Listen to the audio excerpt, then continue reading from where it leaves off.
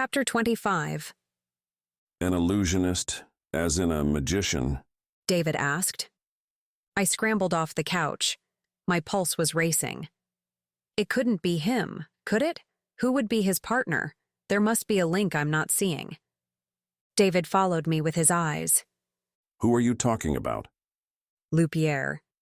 If it was an illusionist or magician, why Lupier? David asked. There are hundreds of magicians in Vegas. Are you sure you're not seeing him as a possible suspect because he unleashed scorpions on you? Remy smirked.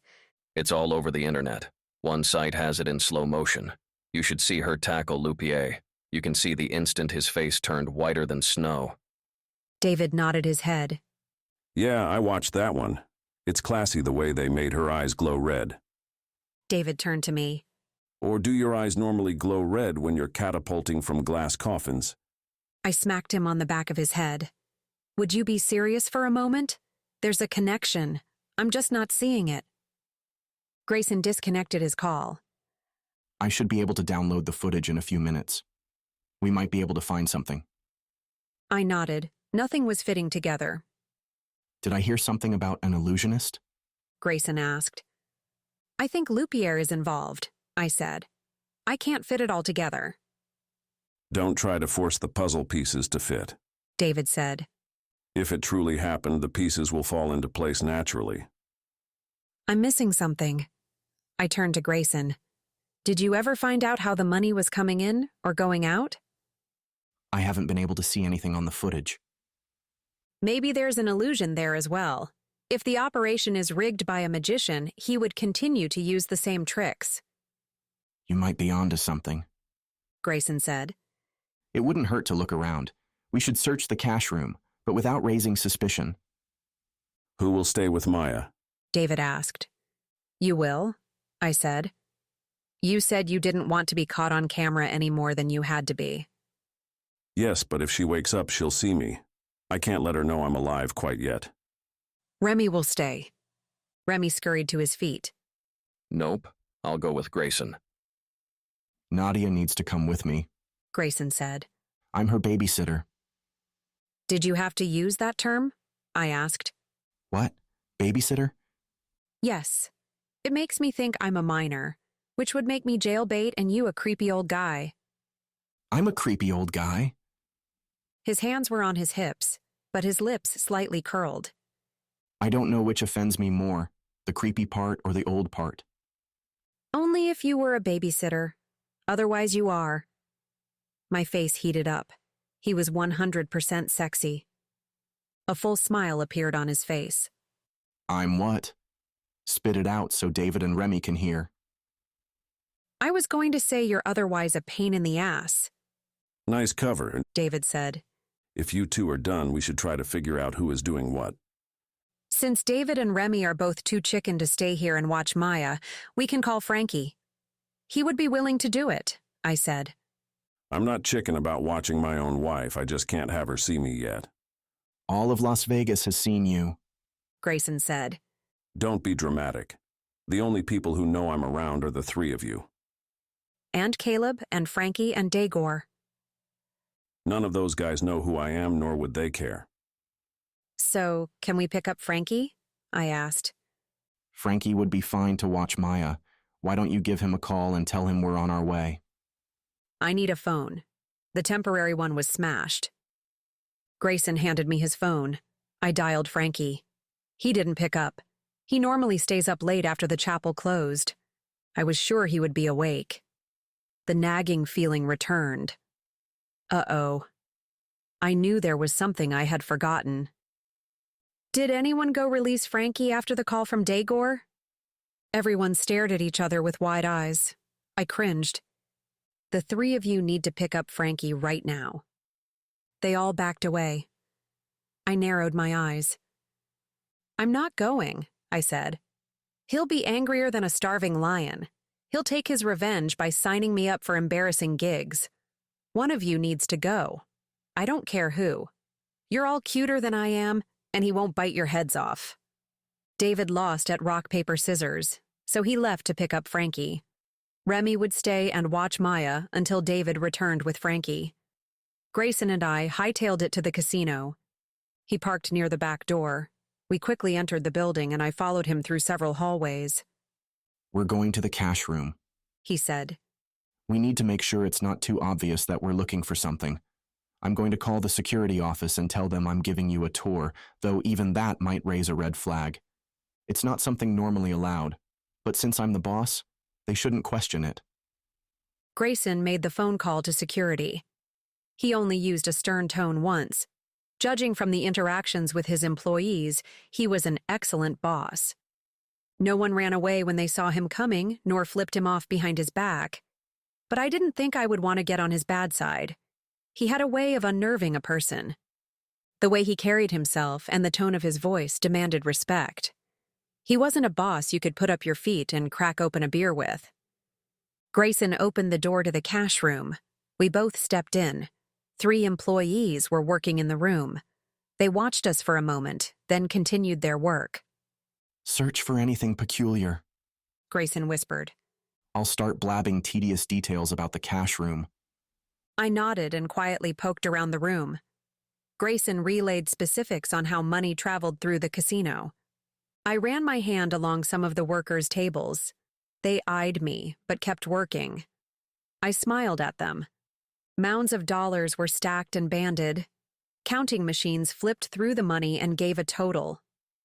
The room wasn't overly large. It was big enough to have 3 stainless steel counting tables and shelves against the wall, holding more money.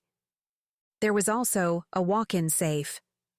I didn't think the counterfeiters would go to the trouble of rigging a safe when there were easier options.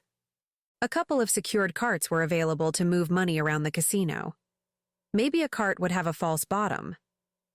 Grayson, can you show me inside one of these carts? They're so impressive. Anything for you, sweetheart.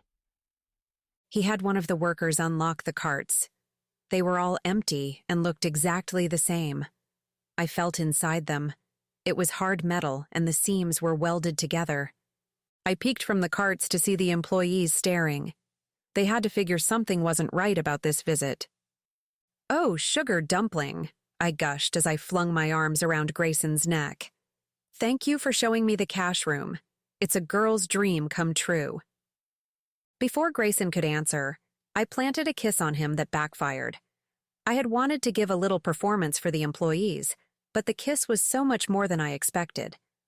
Luckily, Grayson had the sense to pull back, but not before nipping my bottom lip. Sugar dumpling, He whispered. "It's a term of endearment," I whispered back. have you ever used it before? "Do I look like a person who goes around calling men sugar dumpling?" His lips curved slightly. In a louder voice, I said, "Look at all the money on the shelves." I roamed from Grayson to the shelves. Grayson followed behind. As I studied the shelves, I noticed they were metal and sturdy. They were probably bolted directly to the wall. I couldn't see any seams where the wall might have been cut. Each shelf was assigned its own denomination. Singles were at the bottom. Hundreds were at the top. I ignored the lower bills and studied the $100 shelf. This had to be where the magic had happened. If Grayson didn't see the money come or go, maybe it just disappeared and reappeared on this shelf. I studied the ceiling. White drywall. No seams or vents. I wanted to scream. It had to be here. Why the hell couldn't I see it? Lupierre made sure his tricks were hidden from the audience. The gimmicks he used were shielded. Only the magician and his assistant learn where triggers were placed. I shivered at the remembrance of the scorpion coffin. Even the faulty button I had pushed had been hidden from the audience. I thought harder. The cash room and cameras were like the audience. Anything the audience could see would be part of the illusion.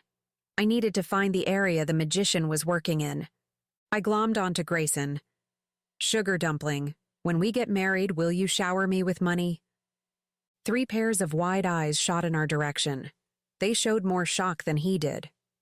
Sweetheart, when we get married this weekend, I will shower you with anything you want. My eyes sprung wide open. Grayson chuckled and whispered, I can play this game too. "No, you can't. I whispered back. You freaked me out. I think you gave the employees heart attacks. You'll need to put them on workers' comp. He held me near. Maybe you shouldn't play games if you aren't ready to follow through. I eyed him suspiciously. Let's go. He followed me out of the cash room and into the hall. What's on the other side of the shelves? I asked. A storage room. This tidbit sparked my interest. Can you show me? For you, my blushing bride, I would be honored. A smile escaped his lips. Cut that out, I said. You're doing it to make me nervous, and I'm far from a blushing bride. I don't see why it should make you nervous. You started the game. I'm just playing along. I'm not all that bad. You said yourself you would make a bad husband. True. However, David seems to be worse, and Maya still loves him.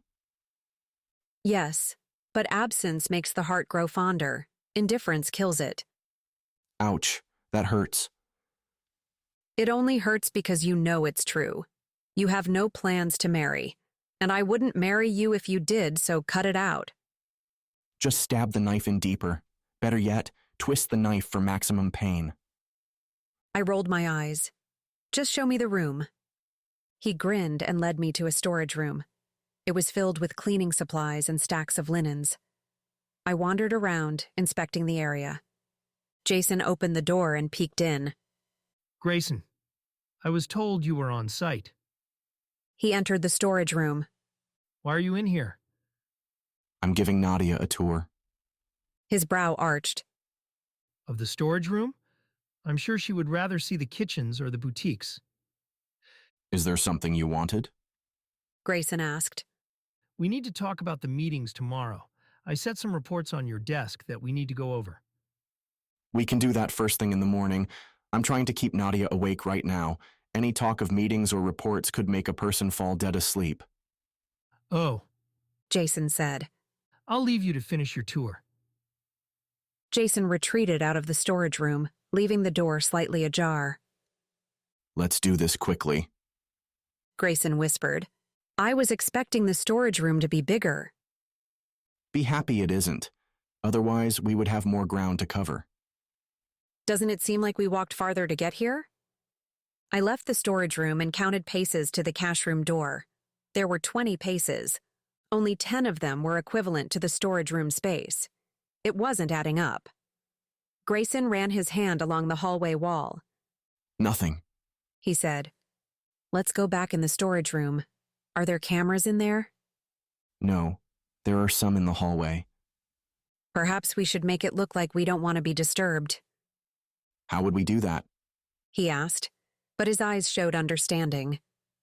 I took a couple of steps back. I meant acting like we did in the cash room. He closed in. I don't want to act. His lips were on mine in an instant. I pushed him back, but he slid into the storage room, yanking me in with him. He swung the door closed with his foot. I found myself pinned between Grayson and the door. He gazed down at me. Kiss me, Nadia.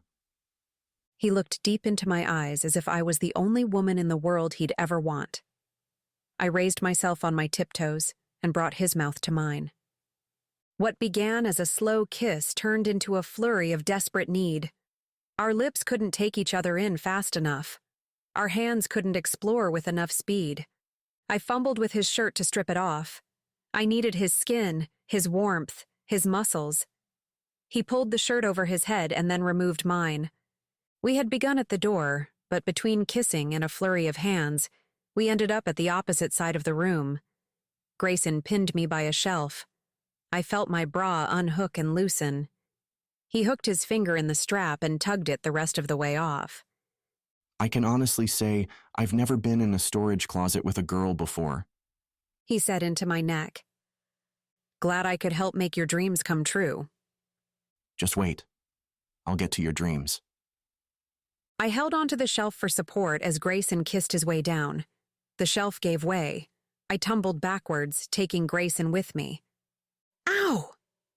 Grayson and I looked up from where we were sprawled on the floor to find we were half in the storage room and half in another room. We scrambled to our feet. What the hell just happened? I asked. I think we found the printing room.